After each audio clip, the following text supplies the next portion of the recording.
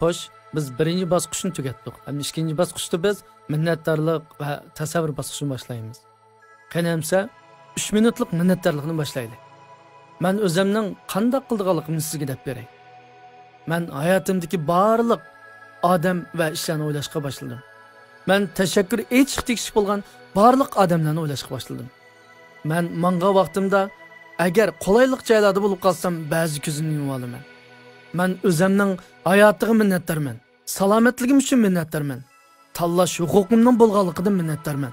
Erkinligimning bo'lganligidan minnatdorman. Erishgan bilimimdan, mahoratimdan minnatdorman. Sizmi men? Sizmi oshxil minnatdorlik tuyg'usi bilan mening? O'zingizni minnatdor bo'lishga tegishli barliq ishlar bilan to'ldiring. Agar xohlasangiz, ovozingizni qo'yitib minnatdorlik bildiring. Men salomatligimdan minnatdorman. Men yanala hayot ishkanligimdan intayin minnatdorman. Eng bo'lmaganda kallingizda bo'lsin o'ylang. Men ayolimdan minnatdorman. Men balamdan minnatdorman. Men o'rtoqlashgan muhabbatimdan minnatdorman. Men o'zim tashakkur etmoqchi bo'lgan har bir odam, har bir ishni ayrim-ayrim o'ylayman. Ayrim-ayrim minnatdorlik bildiraman. Sizmi hayotingizdagi suygan kishilaringizni o'ylab beqing. Siz balkim men hech nimadan minnatdor emasman deyishingiz mumkin. Biroq siz o'ylab beqing. Men hech nimadan minnatdor emas deganning o'rniga agar siz minnatdor bo'lishni xohlab baqsangiz, yana nimalarga erishishingiz mumkin. Balkim sizga nurg'ulgan kishilar azob elib kelgan bo'lishi mumkin. Biroq mushuninga minnatdorlik bildirishga bo'ladi-ku. Meni azoblagan kishiga rahmat. Uning sababidan qalbim tovlandi. Meni azoblagan kishiga rahmat. Uning sababidan ko'zim ochildi. Meni azoblagan kishiga rahmat. Uning sababidan mustaqillikni o'rgandim. Meni azoblagan kishiga rahmat. U sababli men tovlandim. Meni azoblagan kishiga rahmat. Uning sababidan irodam kuchaydi. Meni azoblagan kishiga rahmat. Uning sababidan g'ururim uyg'ondi. Demak, agar siz hayotingizdagi har qanday bir odamdan minnatdor bo'lishni xohlasangiz, uningdan cho'qim minnatdor bo'la olasiz. Qani, hayotingizdagi qaysi kishilar, qanday fursatlar, qanday bilimlar, qanday tarixlar sizni minnatdor bo'lishga undaydi? Qani, mening jarayonda bularni his qilib beqing. Dal shu vaqtda sizdagi besim, qo'rqish yo'qolishga boshlaydi. Men nurg'ulgan kishilarni uchratdim. Ular nurg'ulgan narsaga erishgan bo'lsa-mu, besim, qo'rqish his qiladi. Chunki ularda minnatdorlik tuyg'usi yo'q. Men yana bir qism odamlarni uchratdim. Ularning hech nimasi yo'q, biroq ular nihoyat xushal, o'zlarini nihoyat baxtli his qiladi. Chunki ularda minnatdorlik tuyg'usi bor. Agar siz minnatdor bo'lsangiz, haqiqiy boy bo'lasiz. Agar sizda minnatdorlik tuyg'usi bo'lmasa, siz besimsiz qilasiz, siz kambag'al bo'lasiz, umidsizlanasiz.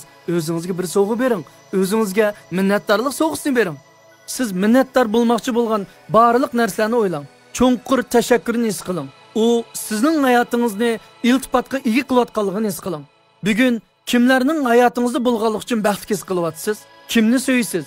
Kim sizni so'ydi? O'ylab beqing, his qilib beqing. Hayotingizda sizda bor bo'lgan minnatdor bo'lishni xohlaydigan boyliqlarni o'ylang. Kitob, bilim, salomatlik, oila, mushlarning hammasini o'ylang. Dal mushu daqiqada o'zingizga qaysi tarafdan tashakkur etishni xohlaysiz? 3 minutlik minnatdorlik oxirlashdi. Agar siz yana davomlashtirmoqchi bo'lsangiz, siz bu CD plastinkasini to'xtatib, minnatdorlik tuyg'usini yana davomlashtiring. Xo'sh, biz birinchi bosqichda harakat va nafasni mashq qildik. Endi ikkinchi bosqichda minnatdorlikni oxirlashtirib, tasavvur qilish mashqini olib boramiz. Balkim siz tasavvur qila olmayman deyishingiz mumkin.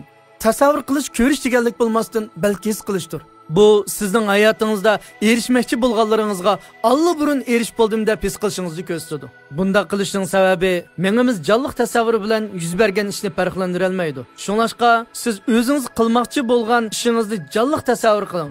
Shu vaqtda sizda texmi tavranmaydigan ishonch paydo bo'ladi. Hamda shuning uchun atlansiz. Siz hozir mengizda tasavvur qilgan narsaga erishdingiz. Qani, shu erishgan har bir narsalaringiz uchun tashakkur ayting.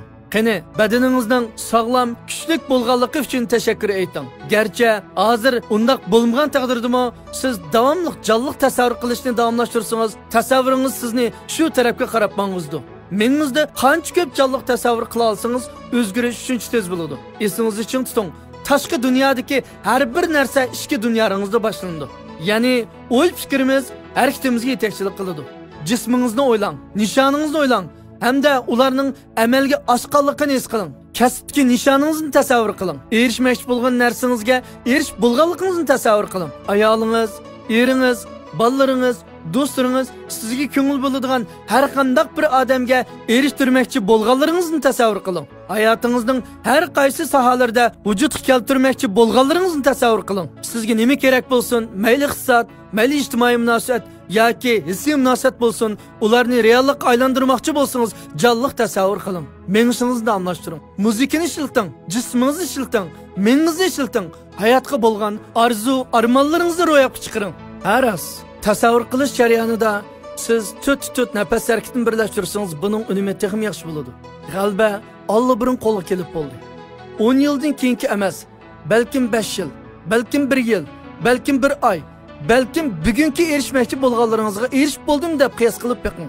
Ko'rish bo'lgan odamlaringiz bilan ko'rish bo'ldim deb qiyos qilib beqing. Chiroydagi kulkilarni ko'rib bo'ldim deb qiyos qilib beqing. Qilgan ishlaringizning natijalik bo'lganligini tasavvur qiling. Ko'ring, qani his qiling. Har bir mushi daqiqada o'zingiz erishmoqchi bo'lgan barliq narsalarga erishib bo'ldim deb tasavvur qiling.